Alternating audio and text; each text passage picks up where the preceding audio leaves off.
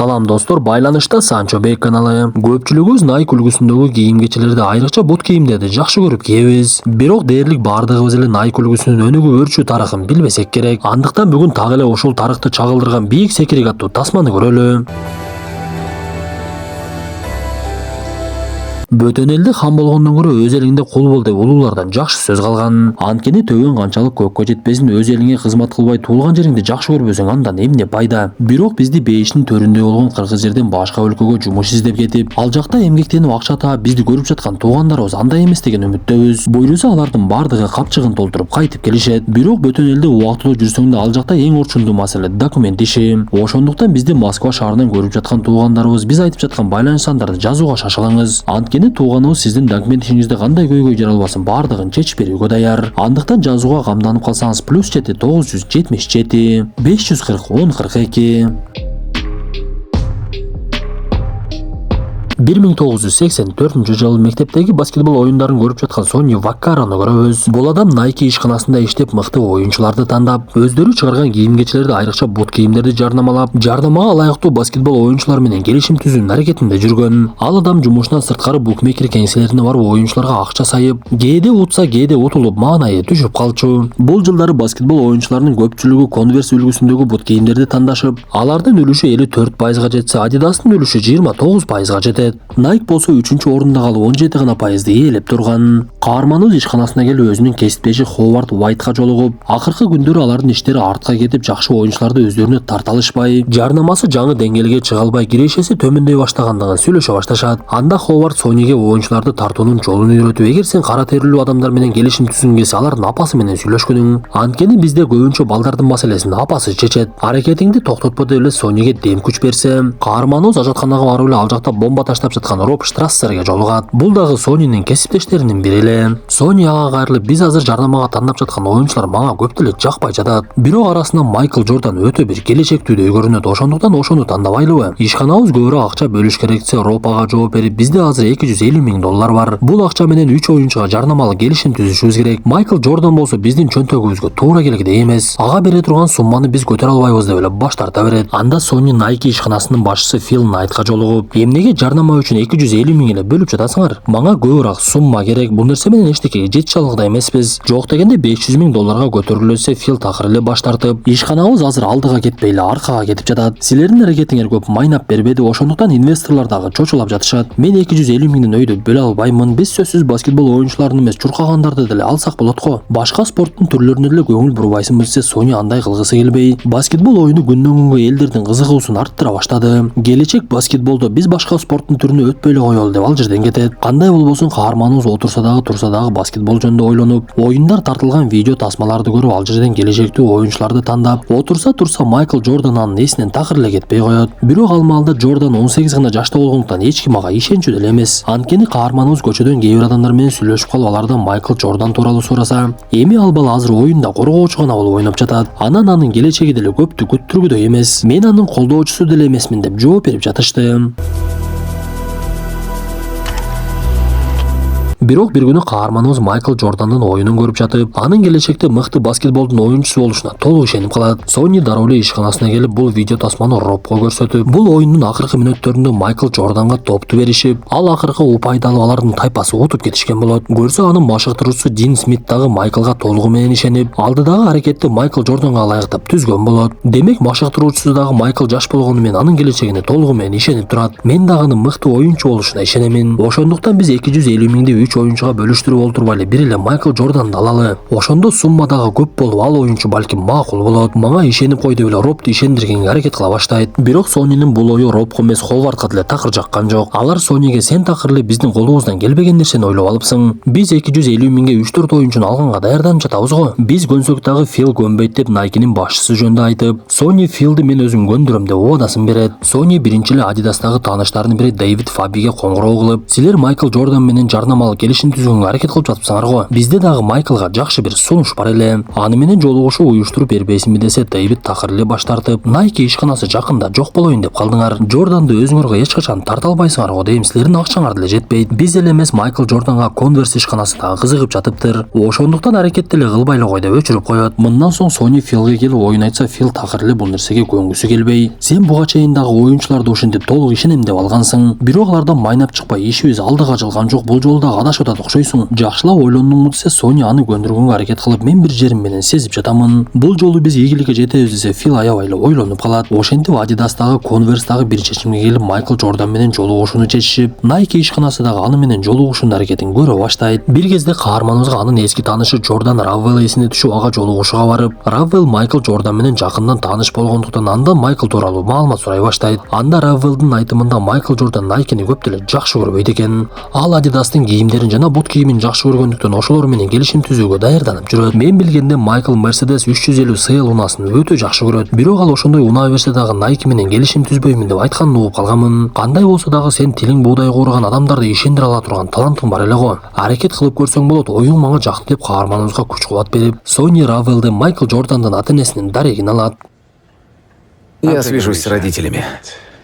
Sony Ховардга келип, мен Майкл Джордандын ата-энеси менен жолугайын деп жатам деп айтат. Бирок ал убакта мындай нерсе жат көрүнүш болчу. Анткени ар бир оюнчунун өздөрүнө тиешелүү менеджерлери болуп, жарнамалык келишимдерди ошол менеджерлер менен гана сүйлөшүшмөк. Бирок каарманыбыз башкача жолду тандап бул нерсени Ховард менен кеңешейин десем, Ховард каарманыбызды кубандырып, мен сенин аракетиңди колдоймун деп айтат. Ошентип Sony эч кимге айтпай эле түндүк Каролинага жөнөп кетип, ал жактан унааны ижарага алып, буга чейин алган дареги менен Майкл Джордандын үйүнө барса, ал жерде бирөө унаасын оңдоп жатыптыр. Көрсө бул Майкл Джордандын атасы Дэвис Джордан экен. Бир кезде апасы Деларис Джордан чыгып, каарманыбыз менен таанышып, Sony мен Nike'ден келдим деп айтса, апасы биз Nike менен эч кандай келишим түзөлү деген деле оюбуз жок деп айтып, Sony Делориска мага бир аз болсо дагы убакыт бөлүп коюңуз деп суранат. Анда Делорис Джордан макул, кыргыздарда кел демек бар, кет демек жок. Биз деле ошол нерсени колдонолу деп каарманыбыз менен сүйлөшүүгө олтуруп калат. Анда Sony сөз баштап, мен билгенде Майкл Adidas'ты аябай жакшы көрөт экен. Сиздер сиягы Converse же болбосо Adidas менен келишим түзүүгө аракет кылып жатыпсыздар. Бирок мен сизге ал эки ишкана менен жолугушууңуздар кандай өтөрүн азыр эле айтып бергенге даярмын. Ошол жолугушууда бардыгы мен айткандай болсо Nike'ге дагы барышыңыздарды суранам. Анан дагы менин түндүк Каролинага келгендигимдин бир эле себеби бар. Азыр Майкл Джордандын улуу адам болушуна жалгыз гана сиз ишенип жатасыз. Бирок менин дагы сизден кем эмес ишенимим бар. Майкл Джордан эң мыкты баскетболчу болуп чыгат. Бизге дагы бир жолу жолугушууга мүмкүнчүлүк бериңиз десе, апасы ойлонуп калып, макул, анда бара берсеңиз болот деп каарманыбыз ал жерден кетет. Sony, я здесь босс. Я директор этой компании. Я главный, и ты... Мындан соң ишкананын башчысы Фил Sony'ни уруша баштап, мага жеткен маалымат боюнча Майкл Джордан дүйшөмбү күнү биздин ишканага келет экен. Бирок мен $250,000 менен келишим түзөбүз деп уруксатымды деле берген эмес элем го. Сен маселени өзүң эле чечип салыпсың. Бул жакта мен эмне кылып жүрөм анда? Өтө чоң нерселерди максат кылып алыпсың го. Ортодон бир чечимге келсек болбой беле десе, каарманыбыз Филге кайрылып, сен бул ишкананы баштаганда унааң менен эле бут кийимдерди сатат элең го. Азыр эми канчалык чоң деңгээлге жеттиң? Чоң максаттарды койсоң бул деңгээлге жетпек эмессиң да. Эми жолугушуу уюштурулуп калды. Бул нерседен качпайлы. Калганын көрө жатарбыз. Бүгүн жума күн дүйшөмбүгө чейин даярданалы деп айтат. Sony мындан соң ропко барып, кийим кечеңди бул жака ала келгениң. Ишемби жекшемби күнү экөөбүз үйгө кетпейбиз деп кабарын берип, андан соң ишканадагы бут кийимдердин дизайнери Питер Мурга барып, биз дүйшөмбүгө чейин өтө бир мыкты бут кийимди ардашыбыз керек. Ошондуктан колуңдан келген жөндөмүңдүн бардыгын ишке сал. Бул жолку бут кийимибиз кийген адамдын бир бөлүгү болуп калсын. Бут кийим Майкл Джорданга ылайык болсун десе, Питер Sony'ге кайрылып, алдыда 2 күн дем алыш күн го десе, Sony дем алышты унуткунуң деп айтат. Бул убакта Майкл Джордан үй бүлөсү менен Converse ишканасына барып алардын сунушун угуп, Делорис ал жердеги болуп жаткан нерселерди байкап, бардыгы Sony айткандай эле болуп жаткандыгын сезет. Ошентип арадан көп убакыт өтпөй эле Питер Мур өзүнө жаккан мыкты бут кийимдин чиймесин чийет. Анда Sony бут кийимди ак түс аябай эле көп экен го, эмне үчүн кызылды кошо албайбыз? Кызыл болсо жакшы болмок десе, Питер жооп берип, баскетбол оюнунда ушундай тартип бар, 51% ак түстө болуш керек. Болбосо оюнчу ар бир оюну үчүн $5,000 айып пулга жыгылат десе, ал жерде турган Роп өзүнүн бир мыкты оюн салат. Бул нерсе бизге жарнама болуп берчүдөй, ошондуктан бут кийимди кызыл түскө боёйлу. Ар бир оюнда $5,000 айып пулду биз төлөп бере турган болсок, бут кийимибиз тууралуу интригалар пайда болот десе, жандагыларга бул ой аябай эле жагып калат. Мындан соң биз Sony менен Роптун сүйлөшүп жаткандыгынан, Nike ишканасы жакшы көрүп өздөрүнү девиз кылган сүйлөм бар экендигин түшүнөбүз. Ал сүйлөм жөн гана баштагындагы жасагын дегенди түшүндүрөт. Ошондуктан бул ишкананын жумушчулары кээ бир учурда маселени чече албай калган кезде, ошол сөзгө кайрылып көп нерсеге башын ортпай иштерди жасай беришчү. Бул убакта Майкл Джордан үй бүлөсү менен Adidas'тын башкы кеңсесине Германияга учуп барып, ал жактагылардын сунушун угуп, Делорес дагы деле Соня айткандай болуп жаткандыгын байкайт. И как спится? Nike'nin башчысы Фил дем алыш күнү ишканасына келсе, ал жакта каармандарыбыз дагы деле жүргөндүгүн көрүп, алардын мээнетин сыйлап бир чечимге келгендигин айтат. Мен Майкл Джордан менен келишим түзгөнгө макулмун, бирок силер бут кийим даярдадыңарбы? Анын атын эмне деп койдуңар? Биз дүйшөмбүгө даяр болушубуз керек болсо, каарманыбыз жооп берип, бут кийимдин атын Айр Джордан деп койдук деп айтат. Миссис Джордан, большое спасибо, что приехали. Ошентип дүйшөмбү күнү каармандарыбыз кудаларды тосуп алгандай эле конокторду күтүп алышып, Делорес Сонияга кайрылып, Майкл бул жака такыр келгиси келген жок. Мен аны көндүрүп бул жака алып келдим, эми өзүңдүн сунушуңду жакшылап бергин деп айтат. Анда каармандарыбыз да кыйтырлык кылып кара терилүү кесиптеши Ховардты биринчи ишке салып, ал Майкл Джордандын ата-энеси менен таанышып, аларды кызыктырып эле окуяларды айтып бере баштайт. Анда Ховард бир аз кечигип калгандыгына кечирим сурап, бир кезде Джеки Чан менен Часпик тасмасына катышкандыгын мактанып, эми олтуруңуздар деп даярдаган бут кийимин көрсөтүшөт. Каармандарыбыз дароо эле анын эмне себептен кызыл түстө болгондугун түшүндүрүп беришип, баскетбол салган айыппулду өзүбүз төлөйбүз деп айтышып, ошол маалда эле жолугушууга кечигип Nike'нин башчысы Фил келет. Көрсө каарманыбыз Филди атайын бир аз кечигип келгениң деп көндүрүп, колуң бош эмес экендигин билдирип, бирок бул жолугушуу сен үчүн олуттуу экендигин түшүнүп калсын деп айткан. Анда бир кезде Роб өзү даярдаган видео тасманы көргөзө баштап, бирок ал нерсе көп деле Майкл Джорданга кызыктуу болбой, Сони бул нерсени байкап калып, видео тасманы өчүрөт дагы өзүнүн сөзүн баштайт. Ал Майкл Джорданга карап, бул жерде чогулгандардын баардыгыбыз бир күн келип өлөбүз. Бирок арабыздан адамдар бир гана сени эстеп калат. Анткени мен сенин көз карашыңдан байкап турам, сен өтө чоң ийгиликтерге жетесиң. Бирок жолуңда ар кандай тоскоолдуктар болот, сени жаман нерсеге күнөөлөшү мүмкүн. Жалгыз дагы таштап кеткендер болот, бирок сен бул нерсенин бардыгын буйруса жеңесиң. Биздин максатыбыз болгону ошондой ийгиликтерде сени коштоп жүрө турган бут кийим ырастоо. Анан дагы адамдардын арасынан сенин ийгилигиңе кубанып, сени жакшы көргөндөр өтө көп санда болот. Бирок алар сенин жаныңа келе албагандыгы менен сенин дем күчүңдү сезүү үчүн дагы эле сен кийген бут кийимдерди кийүүгө аракет кылышат. Биз болсо ошондой бут кийимдерди чыгарып аларга жардам бергенге даярбыз. Эми чечим өзүңүздөрдөн деп баардыгын таң калтырып сөзүн бүткөн кезде Фил ордунан туруп, биздин сунушубуз жылына $250,000 деп кагазын көрсөтөт. Ошентип жолугушуу бүтүп, спортчу ал жерден ата-энеси менен кетип, каарманыбыздын кесиптештери анын сүйлөгөн сөзүнө таң калып, сен буларды аябай ынандырдың окшойт, буйруса макулдугун берет го деп эле оң жакка жооруп коюшат.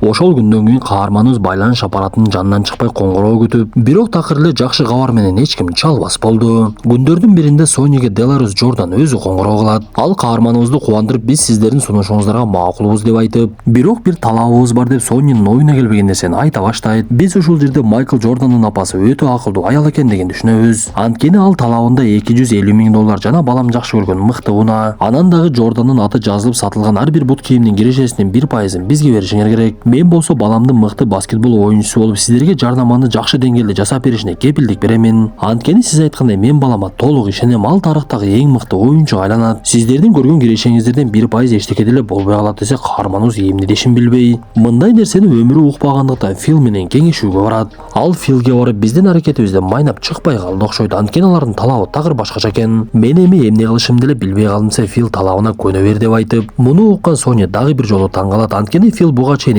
$250,000 араң эле көнгөн эле. С нами теперь Майкл Джордан! Ошентип көптөн күткөн маселе чечилип, каармандарыбыз максатына жетип, бирок Фил өзү чыгарган чечимге өзү түшүнбөй кээде жини келип жатты. Анда Сони анын жанына келип Филге ыраазычылыгын билдирип, мени сенен башка эч ким ишке алмак эмес. Анткени менде эч кандай билим деле жок. Сага ыраазымын десе, Фил ага жооп берип, сен өзүң билбегендигиң менен акылдуу адамсың. Эгер мен сага ишенбегенимде сунуштарыңа эч качан көнмөк эмесмин. Эми бул Майкл Джордан аркылуу канча киреше табарыбызды деле билбеймин. Бир жылда $3-5 миллион жетсек керек деп айтып, бирок чындыгында кийинки жылы $162 миллион кирешеге чыгышат. Анан дагы бул келишим Nike үчүн өтө бир чоң ийгилик алып келип, алар Айр Джордан бут кийиминен эле жылына $4 миллиард киреше көрүп турушат. Майкл Джордан болсо анын 1%-ын алып жылына $400 миллион киреше табат. 2004-жылы Nike ишканасы болуп көрбөгөндө ийгиликке жетип, бир кезде эң биринчи орунду ээлеп турган Converse ишканасын сатып алган. Ушунда ийгиликти чагылдырган мүнөттөр менен тасмабыз дагы аягына чыкты. Достор, тасма жакса мыкты белгисин басып, оюңуздарды сөзсүз калтыра кетиңиздер. Анда эмесе кийинки тасмадан жолугушканча ден соолукту жакшы карап, көздөгөн максатыңыздарга жетмейинче эч эле токтобоңуздар.